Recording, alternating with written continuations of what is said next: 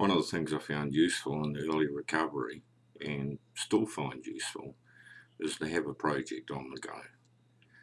Now, back before my drinking had reached the stage where it was absolutely out of control, I always had an interest in projects and doing different things, whether it be, dare I say it, from tie-dyeing t-shirts to writing books of poetry.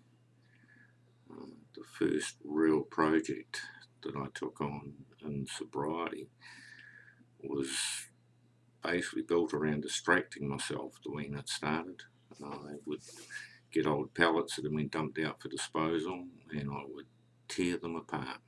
And the cravings were so bad in those first few months that I was desperate to distract myself. A lot of that period I was staying sober for 5 minutes at a time. I just say to myself that for the next 5 minutes I'm not going to have a drink, and I'd focus on the task or a project. And when that 5 minutes were up, I'd have a think and I'd make the decision that for the next 5 minutes I'm not going to have a drink. And if this sounds fairly desperate, it really was. And looking back, it's certainly a measure to me of the progress since then. So this was the project, and I'd be tearing pallets apart carefully, keeping the wood, and it turned into a project of building planter boxes. And over a period of weeks I'd built quite a number of planter boxes, and I decided it'd be nice if they looked good, so ended up staining them and then planting them up, and over time watching a garden grow and develop, built out of planter boxes I'd made out of old pallets. And I don't think it matters what the project is. We could be painting a kitchen or,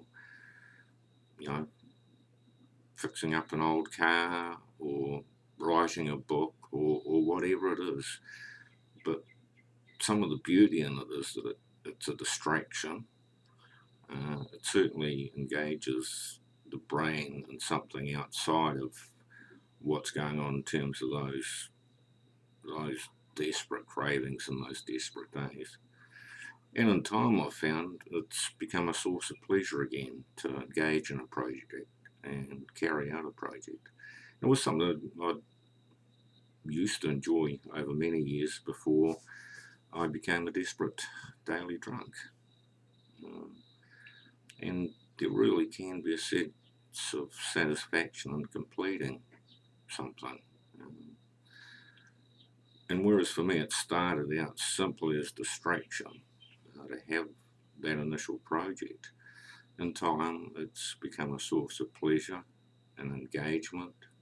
And for me, particularly around simply watching the garden grow. And I've gone on since then, built different planter boxes, got more involved in my garden and my gardening.